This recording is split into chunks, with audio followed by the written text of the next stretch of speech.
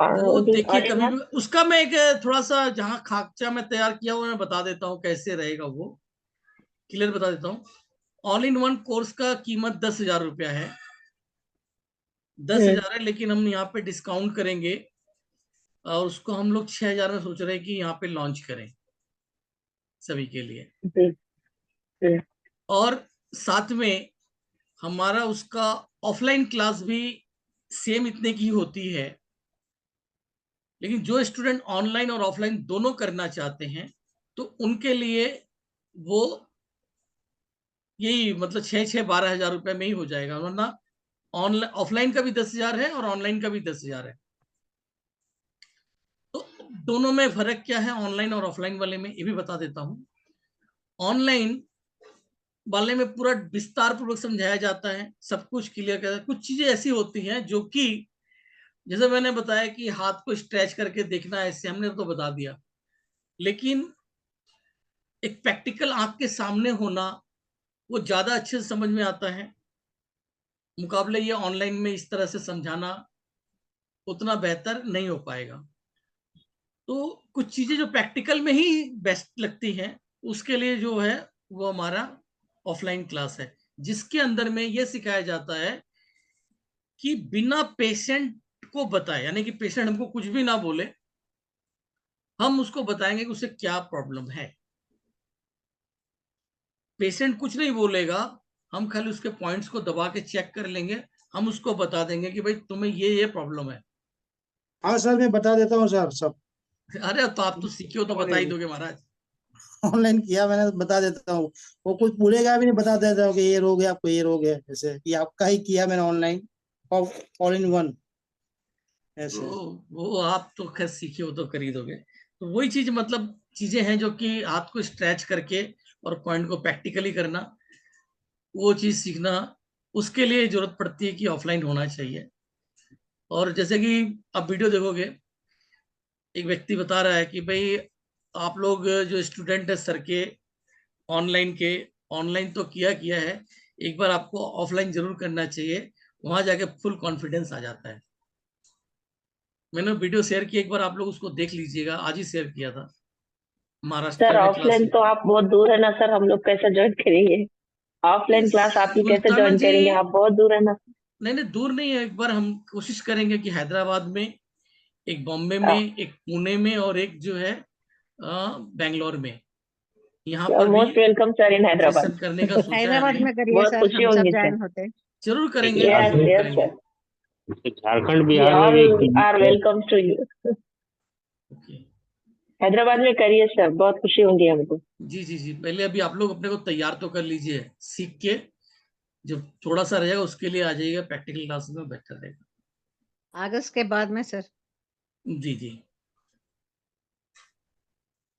तो उस टाइम रखेंगे हम 10,000 रुपये के आसपास में, अगर आपको 12,000 या 10,000 सर से बात हो जाएगी तो उसमें ज्वाइन कर लिया आपने, तो पहले ऑनलाइन अच्छे से सीख लो, 3 महीने 4 महीने जितना भी लगता है, वो सीख लेने के बाद ऑफलाइन क्लास आके ज्वाइन कर लीजिए, पूरा कंप्लीट होके चले जाइए, फिर आपसे कुछ पेशेंट छूटना नहीं चाहिए।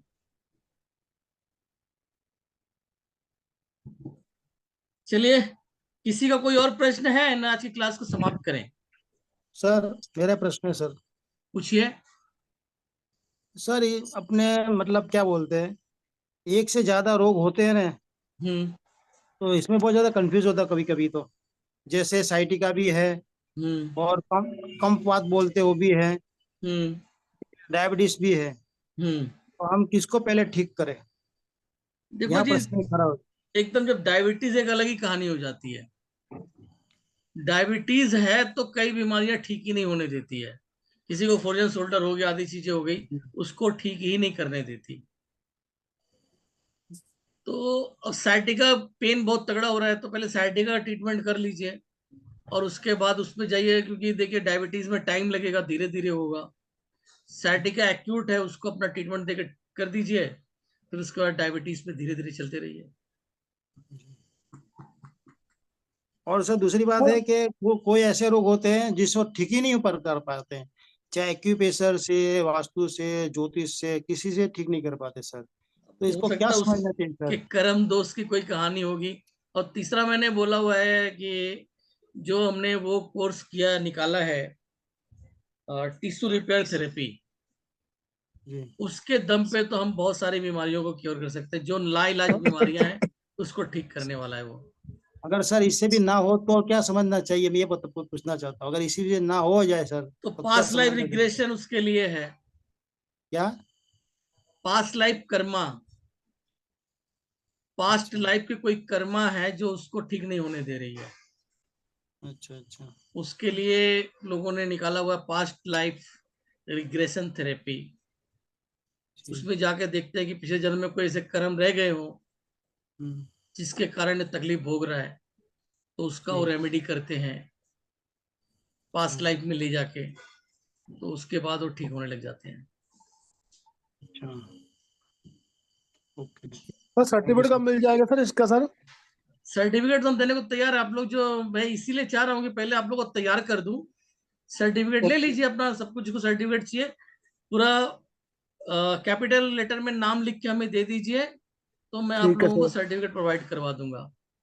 ठीक है सर। 1 तारीख के बाद जो है, 1 जून के बाद आप लोग मुझे, क्योंकि इस बीच में एक आध क्लास और ले लेते हैं। मैं चाहता हूँ कि ठीक मुझे है। आप लोग रिजल्ट करके दिखाओ। आप ये बताओ कि ठीक। भाई मुझे को आगे अच्छे तरीके से, हम्म।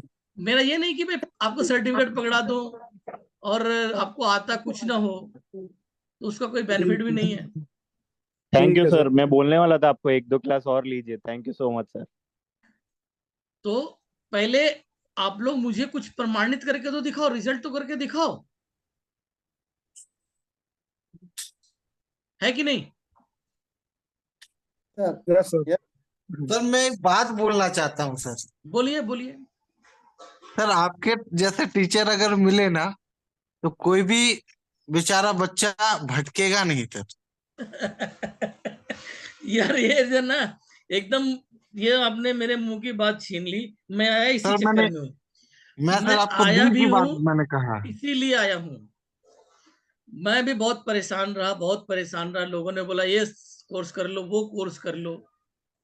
ठीक है, मैं तो इस लाइन में आया हूँ कि अपने दोस्तों का हेल्प करने के लिए, अपने सहपाठियों का हेल्प करने के लिए मैं इस प्रोफेशन को जुड़ा। लेकिन बाद में मुझे पता चला, जब मैंने न्यूमरोलॉजी किया, तो पता चला कि मेरा फील्ड ही, मेरा ऑक्यूपेशन का फील्ड यही है कि आप एक अच्छे टीचर बन सकते हो। आपको चिकित्सा से ज्यादा टीचर पे फोकस करना चाहिए। ये मेरी न्यूमरोलॉजी ने मुझे बताया। सर न्यूमरोलॉजी मैंने पढ़ा, बहुत डीप पढ़ा हूँ, उसको समझा हूँ। तो वहां से पता चलता है कि भाई हर एक इंसान तो अपना, जो उसका फील्ड है ना, वो पहले से लिखा के आया हुआ है। और कमाल की बात यह है कि किस्मत जब ट्रबल वाली रहती है, तो मान लीजिए आपका मंजिल नॉर्थ साइड में है, आपकी मंजिल नॉर्थ की दिशा में है। यानी कि मान लेते हैं चंडीगढ़ में आपका, यहाँ मैं दिल्ली में बैठा हूं, तो नॉर्थ में चंडीगढ़ या फिर मतलब मोहाली या फिर आपका लुधियाना वगैरह पड़ता है। आपका मुकद्दर कह रहा है कि आपको नॉर्थ में सक्सेस मिलेगी, लेकिन आप किधर भागते हो? बॉम्बे की तरफ हीरो बनने। आप भागोगे उधर मसाज थेरेपी सीखने के लिए साउथ। वो आपका मन भटका के उधर लेके जाएगा, और उधर आप भटकते रहोगे। लेकिन जिस दिन गलती से आप नॉर्थ में पहुंच जाओगे, वहां पर कभी कोई चीज कर लिया, तो उसमें आपको सक्सेस मिल जाएगी। ये बताती है न्यूमरोलॉजी। आपके डेट ऑफ बर्थ के अनुसार आपका फील्ड सिलेक्टेड हो जाता है कि भाई आपको इस क्षेत्र में सफलता मिलेगी। मतलब एक कपड़े की दुकान किसी ने खोल के बैठा हुआ है, मेरा फ्रेंड है, उसकी पापा की दुकान थी, वो काफी सक्सेसफुल चल रही है। या किसी ने नया कपड़े का दुकान खोला, उसकी दुकान खूब चलने लगी। उसको देख के मैंने देख लिया भाई, वो दिखा दिया, वहां वहां से माल लाता है, यहाँ से लाता है। मैं भी एक दुकान खोल के बैठ जाऊं, मुझे चल जाए, नहीं चलेगी। क्योंकि मेरे लक में नहीं लिखा हुआ है कि ये जॉब मेरे लिए सही है। मेरे लिए लिखा हुआ है कि नौकरी आपके लिए, जॉब अच्छी है, नौकरी आप करेंगे तो उसमें आपको सफलता मिलेगी। और हम बिजनेस लोगों के है लिए कि तो बेनिफिट हो गया ना सर। है जी। हम लोग के लिए तो बेनिफिट हो गया। जी जी। तो न्यूमरोलॉजी जो है एक बहुत स्ट्रॉन्ग सब्जेक्ट है, और मेरा तो काम है कि किसी भी चीज में रिसर्च में घुसना। वहां तक मैं खाली कॉपी पेस्ट मैं नहीं करता, किताबी ज्ञान मैं नहीं डालता। अभी पीछे कहीं पर 3 नंबर वाले सर आप, इसलिए एक बात चल रही थी, मेरे सपने में आया था, क्या आया था मुझे ध्यान नहीं, याद आ रहा है मुझे कि केस था। उस केस के अंदर में सपने में, हाँ मेरे सपने में आया था, मेरे जो गुरुजी थे वो आए थे, बोले उसे टोन करना है। प्रॉब्लम क्या थी? याद आ गया मुझे, उसमें किडनी, सॉरी, स्प्लीन को टोन करना था, स्प्लीन टोन करना था। वो उनके हिसाब से किताबी ज्ञान के अनुसार स्प्लीन को टोन करना था, किताबी ज्ञान के अनुसार स्प्लीन टोन करना था। और मैंने उसमें लिख दिया कि भाई स्प्लीन को सीडेट करो,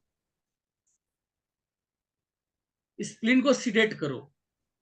पेशेंट को मीठा खाने का मन कर रहा है, मीठा खा रहा है, तो वहां पर बातें आ गई, तो वहां पे मैंने बोला कि स्प्लीन को आप सीडेट करो, और वहां पे उसने टोन करो। ध्यान नहीं, सपने की बात थी। अब बात चली, वहां पे तर्क वितर्क भी हो गया, भाई कैसे आप बता रहे हो इस तरीके से कि अगर आप उसको टोन करोगे, उसकी एनर्जी को बढ़ाओगे, बढ़ाने की मांग हो रही है, टोन करोगे तब फायदा होगा। यानी मीठा, इम्यूनिटी एनर्जी का संबंध मीठे से है, तो मीठा खाएंगे तो उनको फायदा होगा। यानी एनर्जी टोन करने का मतलब उसको मीठा खिला दो, एनर्जी टोन हो जाएगी, तो उसे मीठा खिलाओ। तो मैं बोला कि अगर वो मरीज है आपका डायबिटीज का, अब उसे मीठा खिलाएंगे तो कैसे उसको बेनिफिट होगा भाई। मैंने कंसीडर किया कि भाई बीमारी तो इसकी है, अगर आप इसको मीठा ज्यादा खिलाओगे तो वो ऑर्गन और डिफिशिएंट हो जाएगा। लाइक लाइक मान लीजिए लीवर है, लीवर वीक हो रहा है, कमजोर हो रहा है, तो लीवर की खुराक जो है वो आपका विंड एलिमेंट में आता है। विंड एलिमेंट टोन होता है खट्टा खाने से, उसका मतलब उसका जो स्वाद दिया गया है सैरो यानी कि खट्टे का।